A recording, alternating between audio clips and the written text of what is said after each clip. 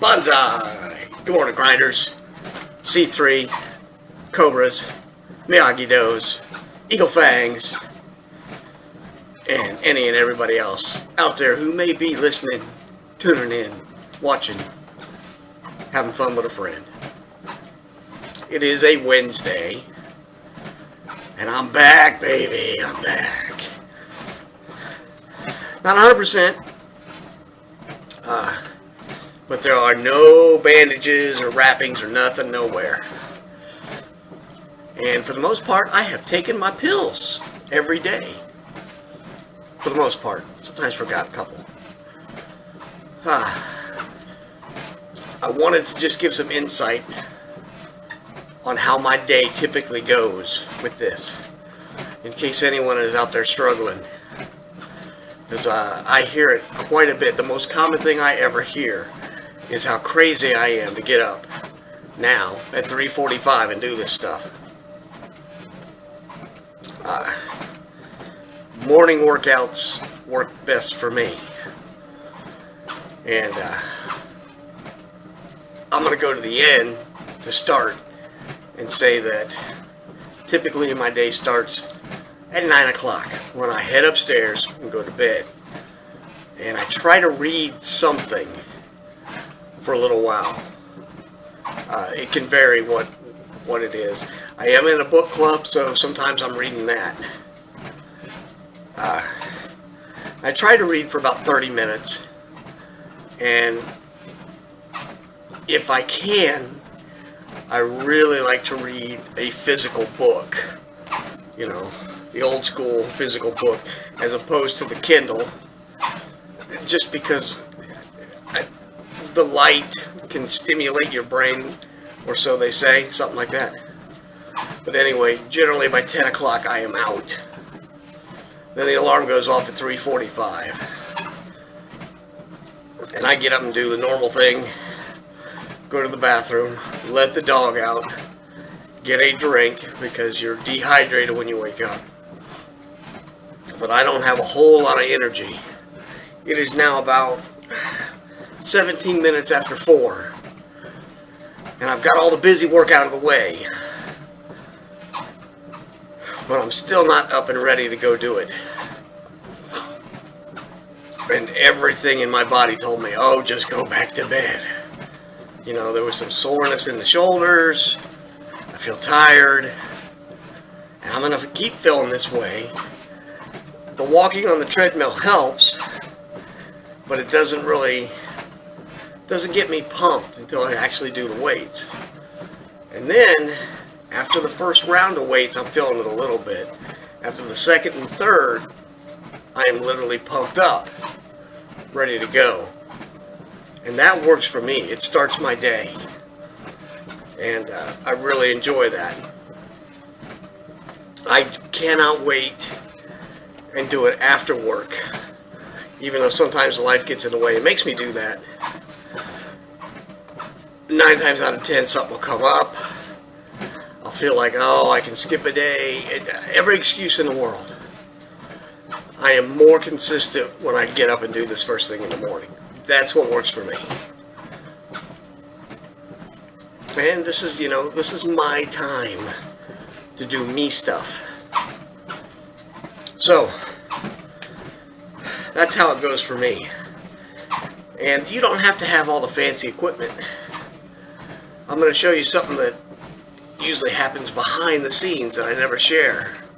And that is, I can't just go from the treadmill straight to the weights because I haven't warmed up the rest of the body, especially the upper body. My legs are good, the upper body's not done. So I'm going to back up here a little bit. I use one of these, just a band. So if you don't have heavy weights, dumbbells, or the tonal, you can get a good workout with a band, because I use this thing while I'm on here, and I start off and I just warm up so that when I do go on the regular weights, I've got blood going through everything. And you can get bands cheap. I think for less than $20 you can get a whole set. And you don't need a lot. But using that, and I do it here on the treadmill, off camera, just to get me going. And it really helps out. Because once you get blood going to all your muscle groups, then you're ready to lift. You're a little stretched out without stretching. You don't want to stretch when you're cold, or so they say. And you'll have a better workout, less chance for injury. Because that's the whole point of this, is to feel good. And it does feel good to get the body going. So, something that doesn't feel good is today's devotional. Okay, being a Wednesday is an influence. And Tony titled it, Failed Leadership. So here's the passage. Your brother is back, and your father has killed the fatted calf. We are celebrating because of his safe return. The old brother was angry and wouldn't go in. Luke, I think the eyes are old. I think that says 15, 27 through 28, but it could be 16. Forgive me, my eyes aren't quite awake yet. I don't have a band to exercise the eyes. But anyway, I think most people are pretty familiar with the story of the prodigal son. And this is one I really struggle with. I have a lot of trouble understanding it. To recap, the younger son decides he wants his inheritance early. And he essentially goes to the big city and parties it all away. And, you know, maybe he has a change of heart after he's spent all his money and has nothing left. I'm usually left with the feeling that, you know, he's out of money, so he's got to come back home just so he can get something to eat. And the dad, of course, kills the prized calf and throws a huge party to celebrate the son coming back. And the older brother, who has stayed there the whole time, is a little perturbed by this. And I get that. I need guidance on this story because I kind of feel the same way. You know, the older brother has stayed there. He has helped the family. And yes, his part of the inheritance is probably still there, but I don't think that he's that concerned with that. You know, nobody seems to ever celebrate the guy who toes the line and does what he's supposed to. But we do tend to make a real big deal out of people who have gone and partied their life away, gotten all the way down in the dumps, and then come back. But it seems like a lot of times they come back because everybody held their hand the whole way and made a big deal out of it.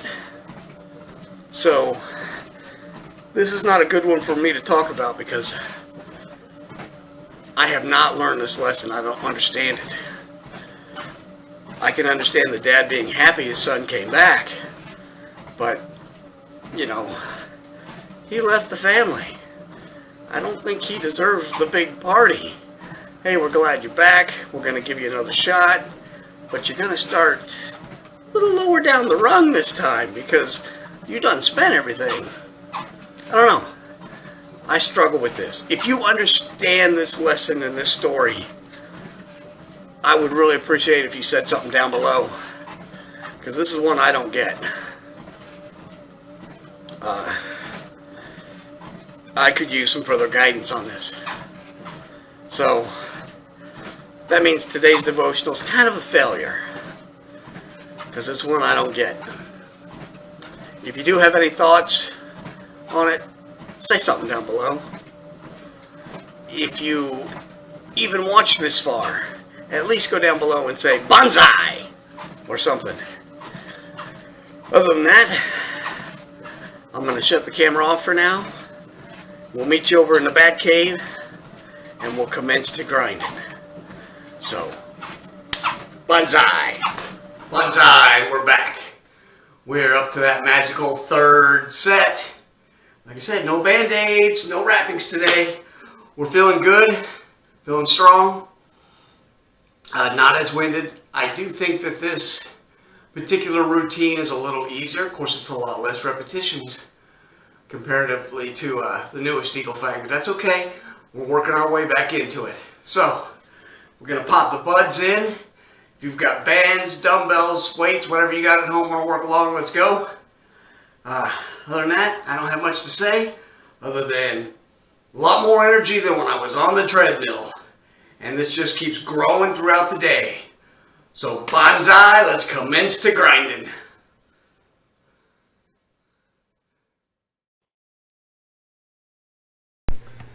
And away we go. This is the second narration I had to record for this because it ate the first one.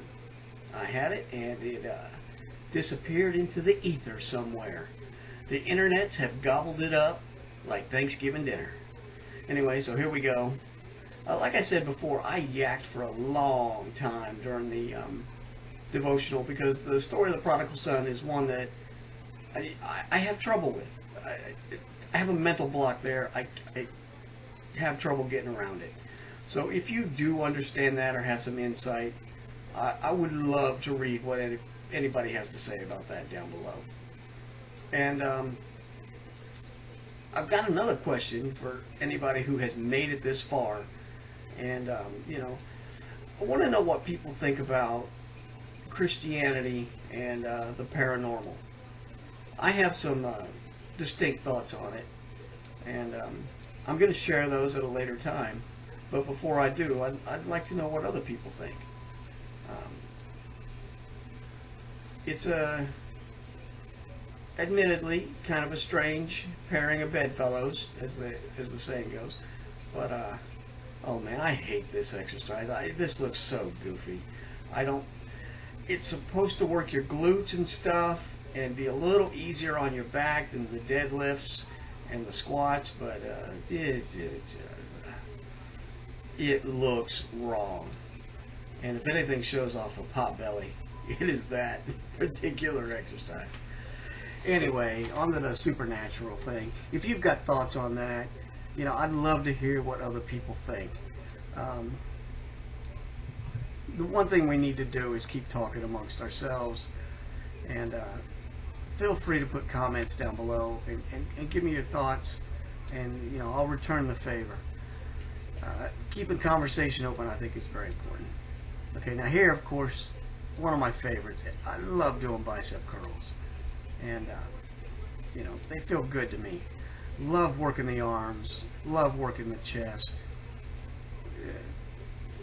I think that's a guy thing, you know. I think we just enjoy it. I think it's where we see a lot of the progress. Although personally, I can't seem to get my biceps to grow. You know, I've been soaking my arms every night in Miracle Grow, and doesn't seem to do anything. But yeah, this is a bad camera angle, but yeah, it is what it is. I would probably put more effort into this if I thought people were watching it and engaging. But until that happens, I'll just do the best. You know, my main focus is getting my workout in. That is primary. And secondary is trying to make it so it's visible. Maybe that's the problem. But, you know, it is what it is. Doing the body weight squats here. The great thing about Tonal is, you know, you can set these timers up and you can not only see examples of what you're supposed to be doing in proper form, but, you know, it gives you the time, and you can mix all that stuff in. I absolutely love this machine. I know it's expensive, and it's cost prohibitive to a lot of people. It is ridiculously pricey, but I love this thing. It has increased my passion for training. Let me say that. I really enjoy doing it. Okay, we got one thing left here, and that will be the chin-ups.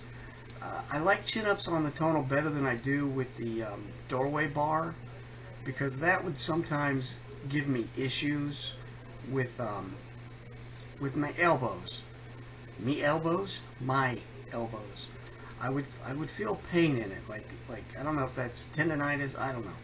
I'm not a doctor, so I don't know what the technical term for that is, but especially my left elbow would really hurt when I would do them unassisted. And here, I can do chin-ups without the assist of a band, and I think I'm getting a better stretch and a better pull on it. So, alright, that's about all I've got to say at this point. If you have any comments, questions, leave them down below. Other than that, we will see you at least on Friday. Have a great day, and bonsai.